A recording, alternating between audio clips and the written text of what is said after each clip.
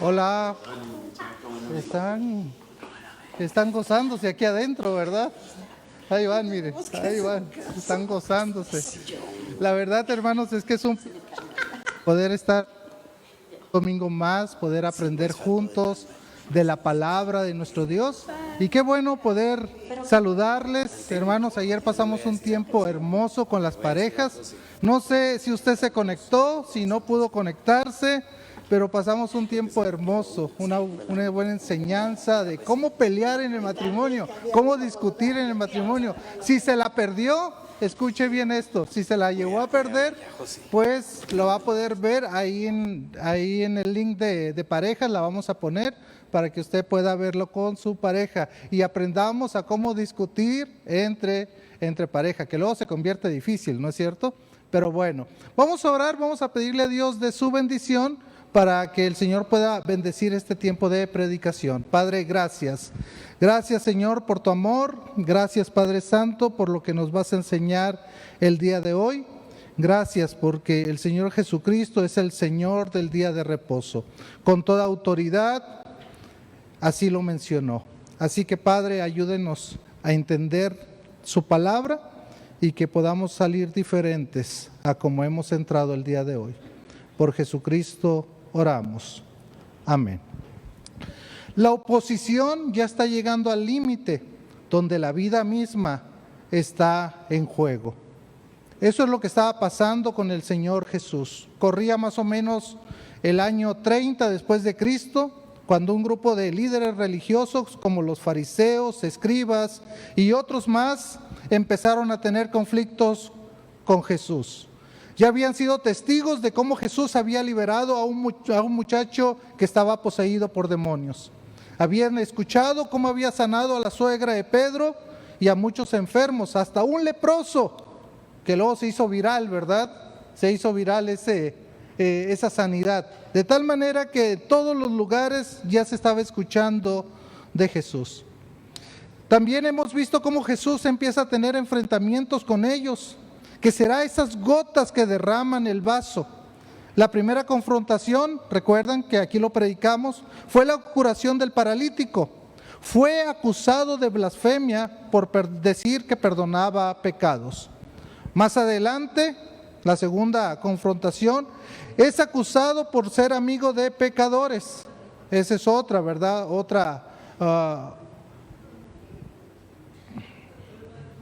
Vamos a esperar que escuche un poquito de ruido y esto me está sacando de concentración. Voy a esperar que todos estemos un poquito más tranquilos. En el audio también, por favor.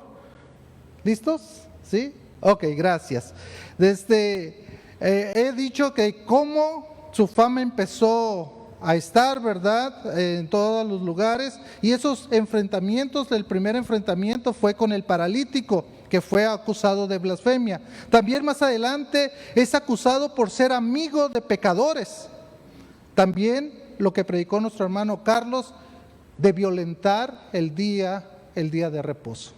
Y hoy vamos a ver las últimas dos acusaciones. Una tiene que ver con el día de reposo, el otro fue el ayuno, hoy es el día de reposo, y también sanar en el día de reposo. El pasaje que vamos a estudiar el día de hoy viene de un contexto de dos preguntas que le hicieron al Señor Jesús. La primera tiene que ver con el ayuno, lo que ya fue predicado hace unas semanas atrás. Y la segunda tiene que ver con el día de reposo. ¿Por qué tus discípulos hacen en el día de reposo lo que no es lícito?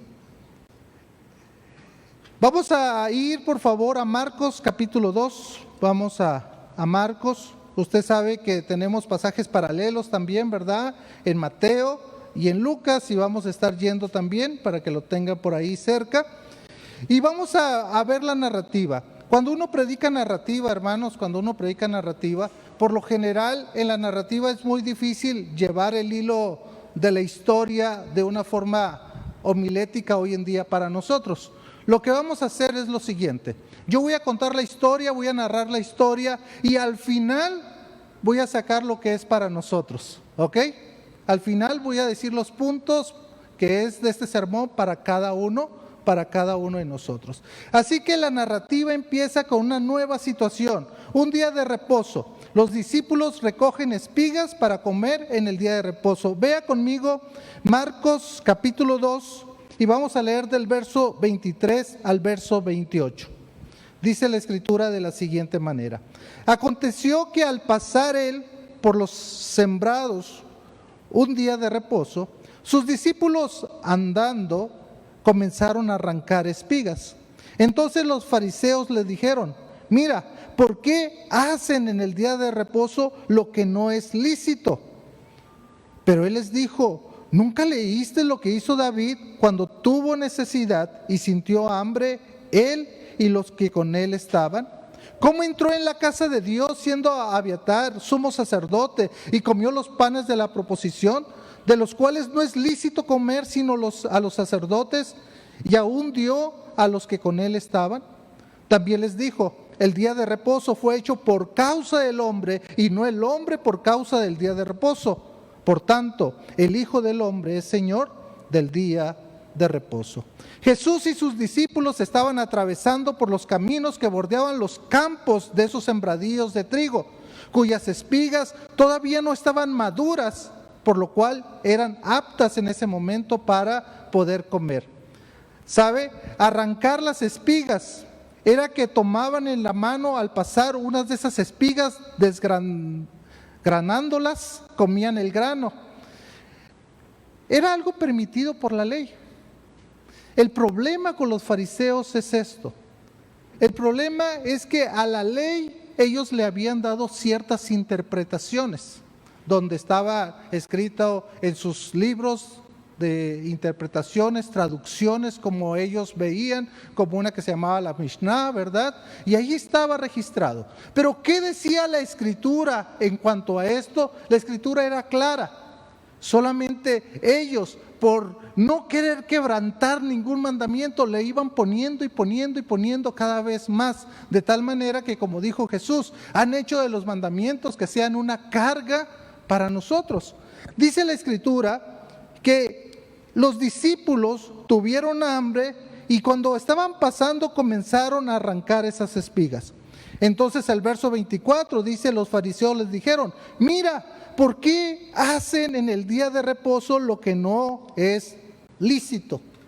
A ver, ¿por qué hacen? La acusación, la pregunta es: ¿por qué hacen esto tus discípulos cuando en el día de reposo no está permitido? El problema, hermanos, es que no estaba permitido. La ley decía algo. La ley decía que podían arrancar, que podían comer.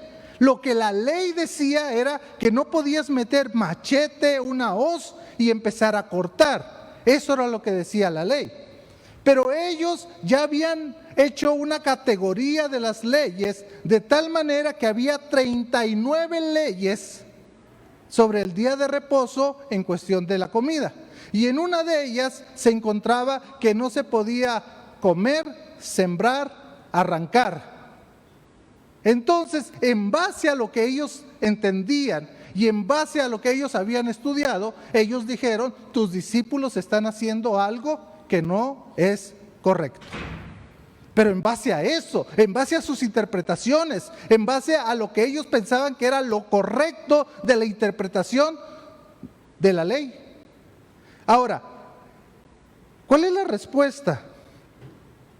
La respuesta de Jesús es: pero Él les dijo: ¿nunca leíste lo que hizo David cuando tuvo necesidad y sintió hambre, él y los que con él estaban? Recuerden, hermanos, que eran los fariseos. Los fariseos, este grupo, entendían, se supone que conocían la ley.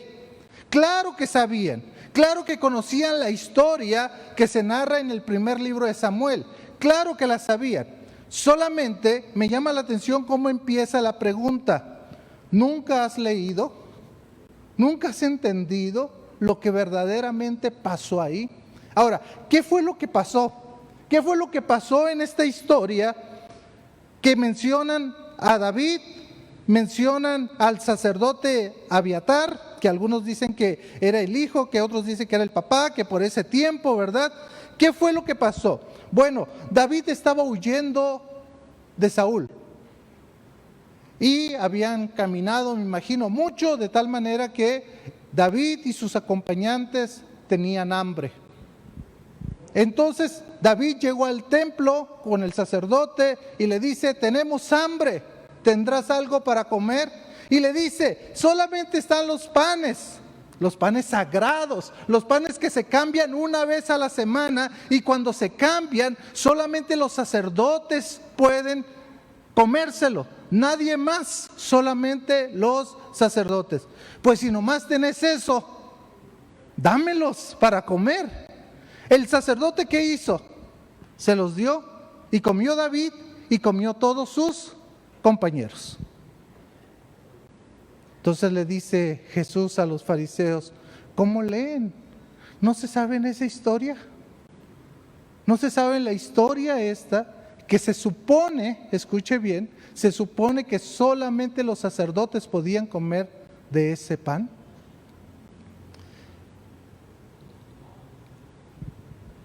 La pregunta es: ¿por qué el sacerdote dejó comer de los panes sagrados? Recuerda que esos panes representaban a las 12 tribus, ¿verdad? Recuerda que estaba en la mesita, esa mesita de oro que estaba enfrente del altar del lugar santísimo. ¿Recuerdan eso? ¿Sí? ¿Cómo es que le dio permiso el sacerdote de comer a David y a los compañeros? Había una necesidad, hermanos. La necesidad era una necesidad de tener hambre. El sacerdote no podía dejarles ir sin poder llenar su estómago, suplir esa necesidad. Por eso el sacerdote dice: cómanlo, cómanlo. ¿Sabe cuál es el problema, hermanos, aquí? El problema es que muchas veces nosotros, por querer llevar a hacer todo a pie, a regla, en nuestras interpretaciones, porque muchas veces decimos: es que así dice la Biblia, cuando en realidad no es lo que dice. Bueno, así nos lo han enseñado y así pensamos que es.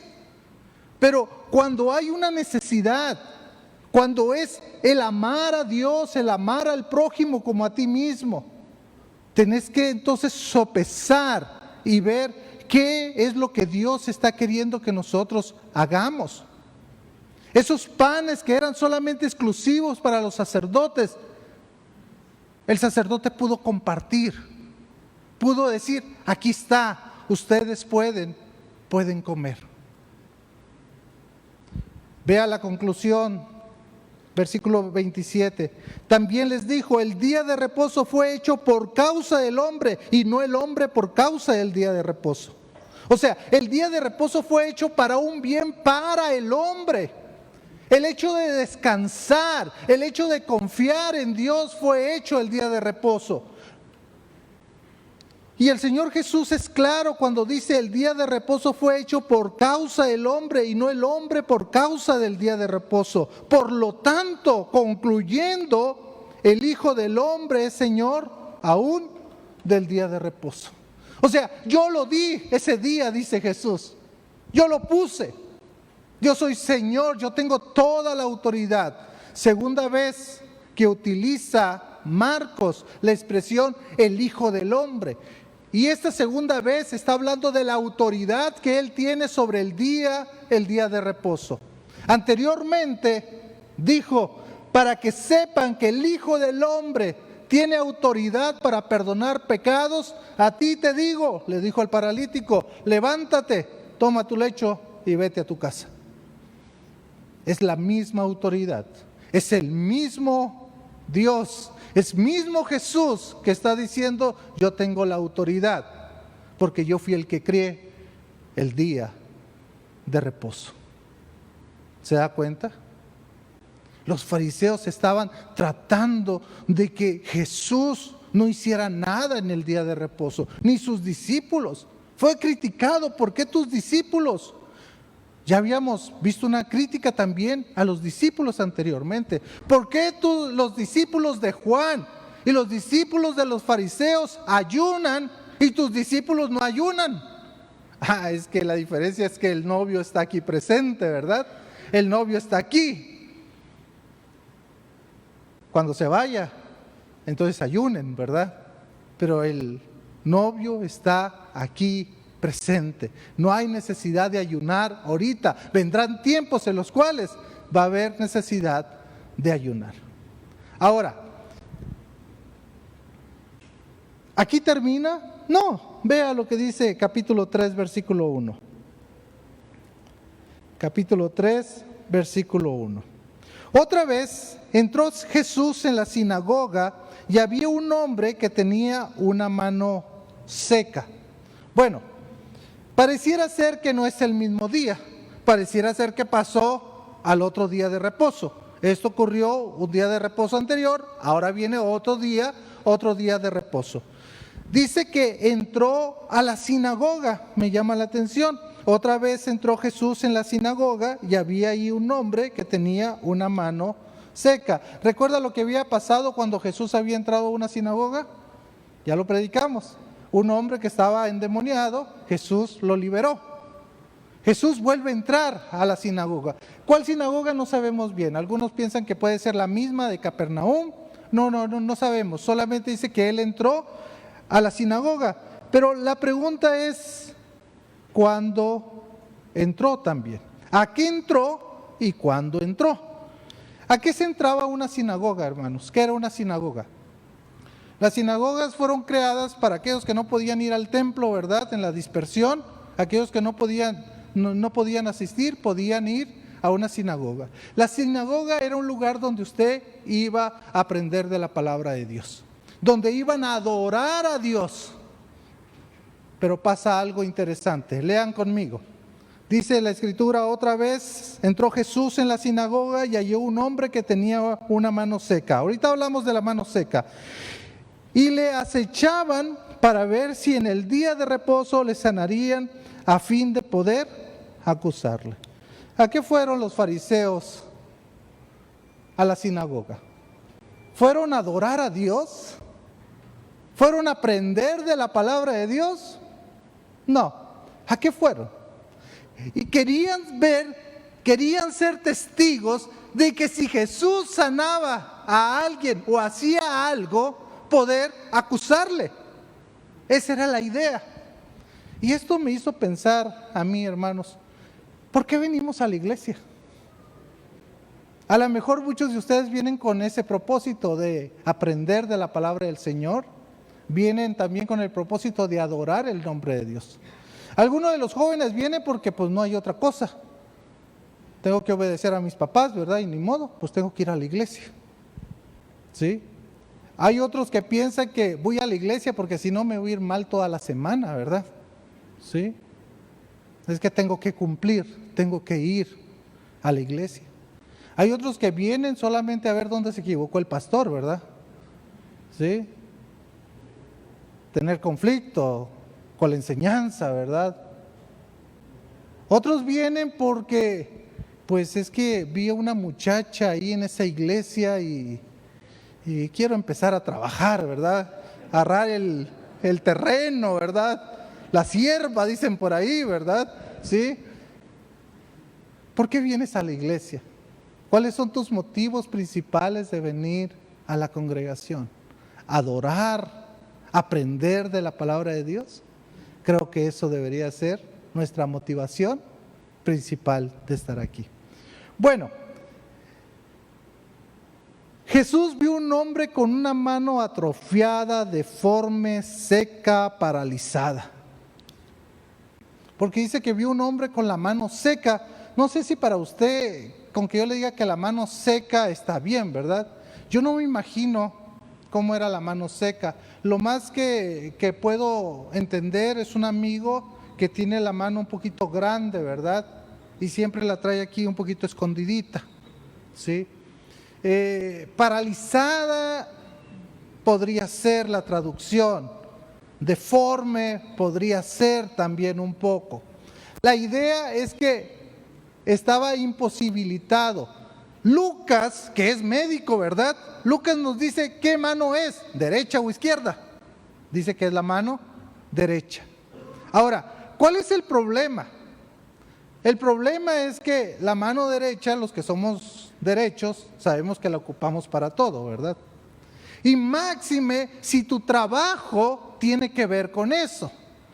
Algunos comentaristas dicen que este hombre era un albañil, ¿sí?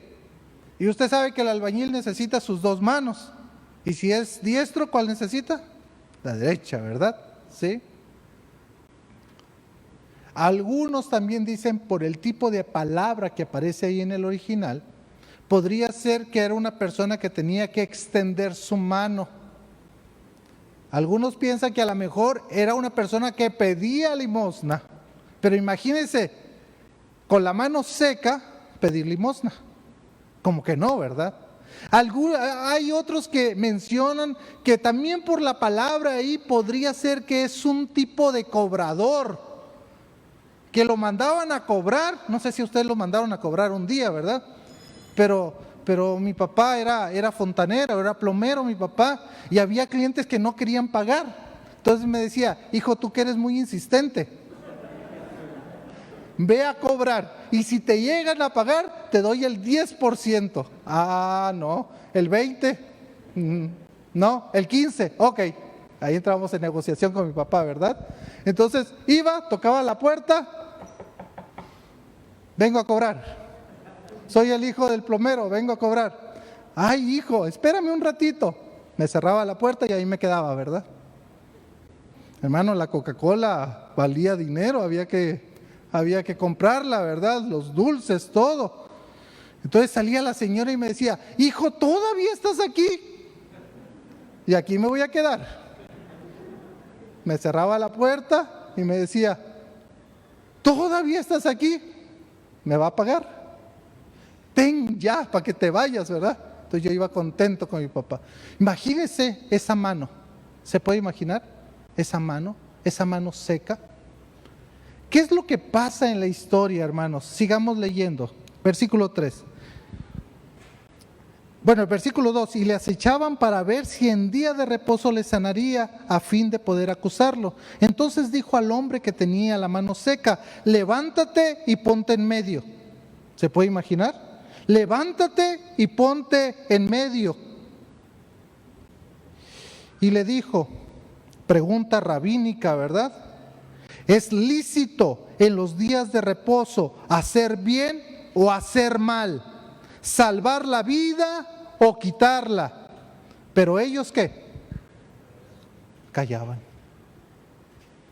Cuando uno hace una pregunta, ¿qué es lo que hay que hacer? Contestar, ¿no es cierto? A Jesús le hicieron una pregunta. A Jesús le dijeron, ¿por qué tus discípulos hacen cosas en día de reposo que no es lícito? Y Jesús, como buen rabino, ¿qué hizo? Les contestó con otra pregunta. ¿Sí? Y la pregunta que le hace aquí es una pregunta: ¿es lícito en los días de reposo hacer bien o hacer mal? ¿Salvar la vida o quitarla? Si usted tuviera que dar respuesta, ¿qué diría? ¿Cuál sería la respuesta? ¿Es lícito salvar, hacer el bien o hacer el mal? ¿Qué no se supone que el día de reposo era para un bien de la humanidad? ¿No se supone que el día de reposo era para un bien de los judíos? ¿Sí? ¿Hacer bien o hacer mal? Número 2, ¿salvar la vida o qué? O quitarla. Déjenme explicarle un poco para que podamos entender. En la Biblia usted no va a encontrar que el día de reposo usted no pueda hacer el bien, al contrario, va a encontrar siempre de hacer el bien. En las interpretaciones de los fariseos, ellos ya habían puesto hasta dónde, ¿verdad?, se podía hacer. Si la vida estaba en juego, podía ir al doctor, podía sanarle, ¿verdad?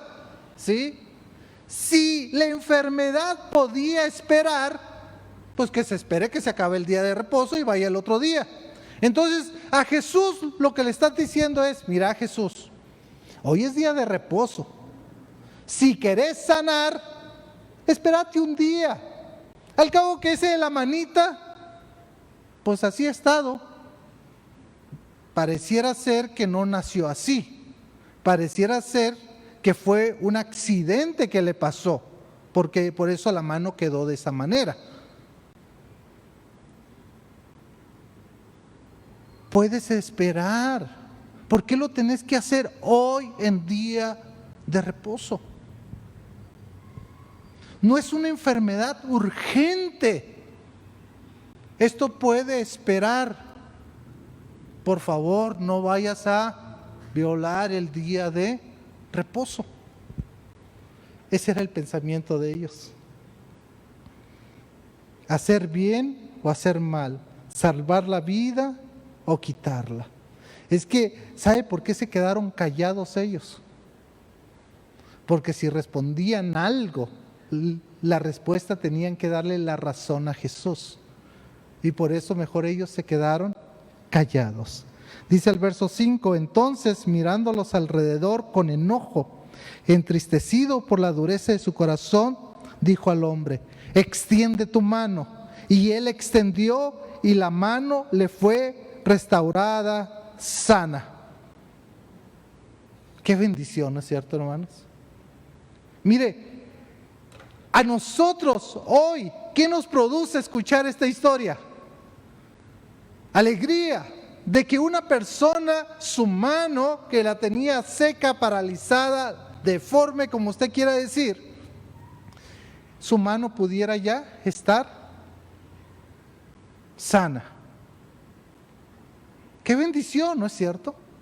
Qué bendición.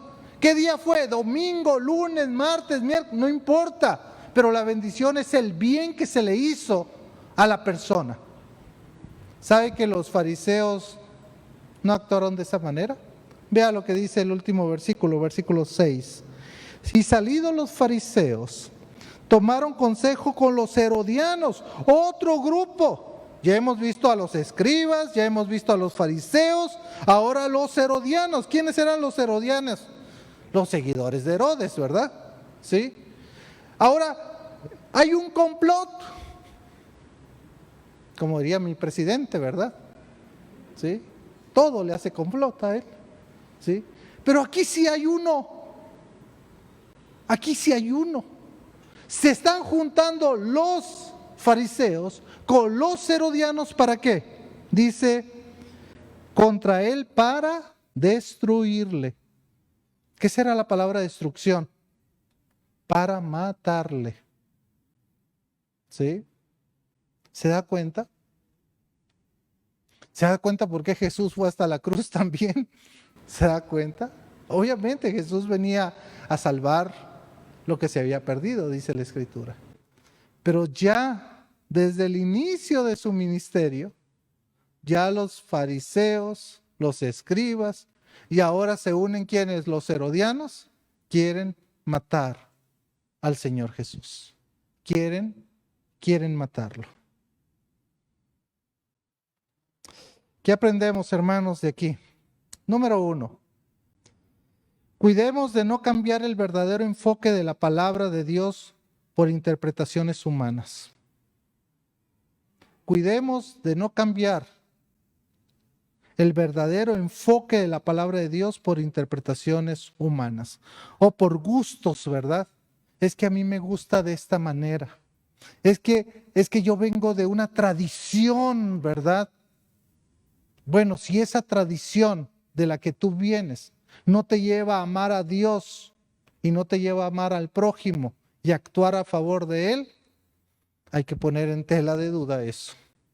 Yo recuerdo mucho, hermanos, cuando yo me convertí, que queríamos ayudar a la sociedad y nos decían en la iglesia, no, la verdadera ayuda social está en dar el evangelio. Bueno, sí, qué bueno dar el evangelio, ¿verdad?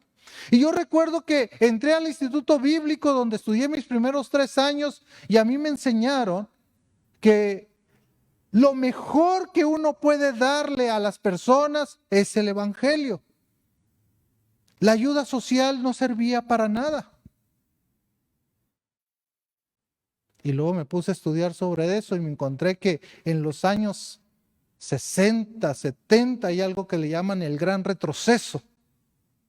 Y el gran retroceso es Ir solamente con el evangelio y no ayudar a la persona a salir de la pobreza, no ayudar a la persona a ayudarles a salir un poquito más, a que se puedan desarrollar un poco más como sociedad. Pero eso sí, nosotros decíamos que llevábamos solamente el evangelio. ¿Es bueno dar el evangelio? Claro que sí. Para eso el Señor nos dejó en este mundo. Vayan, hagan discípulos. Pero a la hora de ser discípulos, nosotros nos interesa su espiritualidad, nos interesa su vida espiritual, pero también nos interesa que la persona pueda salir de la pobreza, que la persona pueda tener un poco más allá, que pueda aprender higiene, que pueda aprender otras cosas más, hermanos. Cuando mi religión no me permite esto, hay que tener cuidado. Tampoco estoy diciendo como la teología de la liberación, ¿verdad? Agarren las armas y vamos contra el gobierno, vamos contra los opresores. No, no estoy diciendo nada de eso. Estoy diciendo de poder impactar nuestra sociedad. Eso es lo que deberíamos de hacer.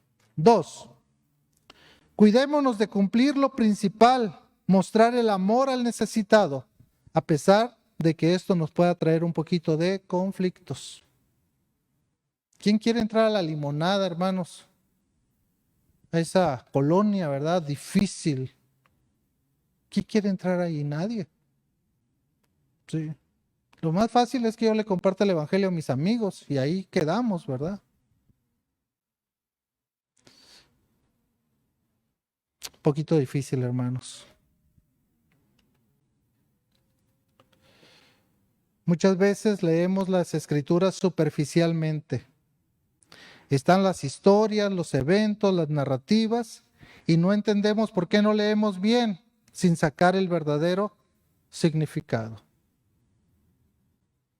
Si la religiosidad de una persona no lo mueve a ayudar a los que están en necesidad, su religión no es la correcta. Vale más el ayudar al prójimo que cumplir ciertos requisitos que nosotros creemos que debemos de cumplir. Dios creó el día de reposo con una buena intención, descansar y confiar en el Señor, pero los fariseos los habían alterado. Cuidado, hermanos, con nosotros alterar las escrituras y todavía decir, es que es lo que enseña la Biblia. Tengamos mucho cuidado. A Jesús le declararon la guerra, hicieron un complot para matarlo por cumplir su ministerio y su llamado. ¿Hasta dónde estamos nosotros dispuestos para poder llevar el evangelio? Esto me gustó. Los panes de la proposición nunca fueron tan sagrados como cuando se usaron para alimentar a unos hambrientos. El sábado nunca fue tan sagrado como cuando se usó para ayudar a los necesitados.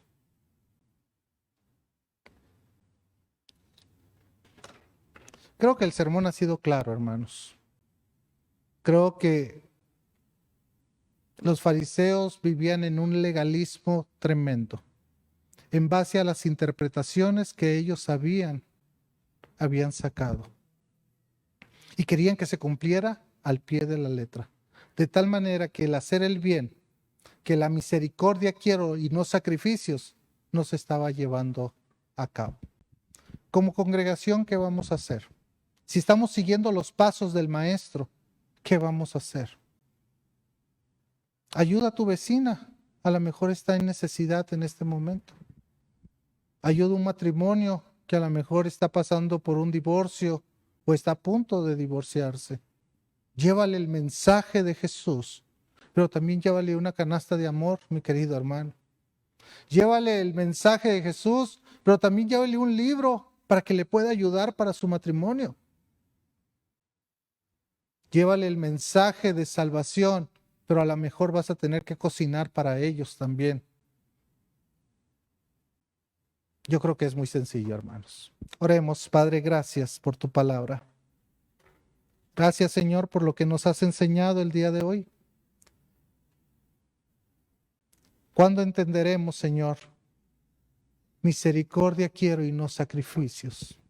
¿Cuándo entenderemos, Padre Santo, que tú lo que quieres, Padre Santo, es que mostremos el amor, tu amor al prójimo, Señor?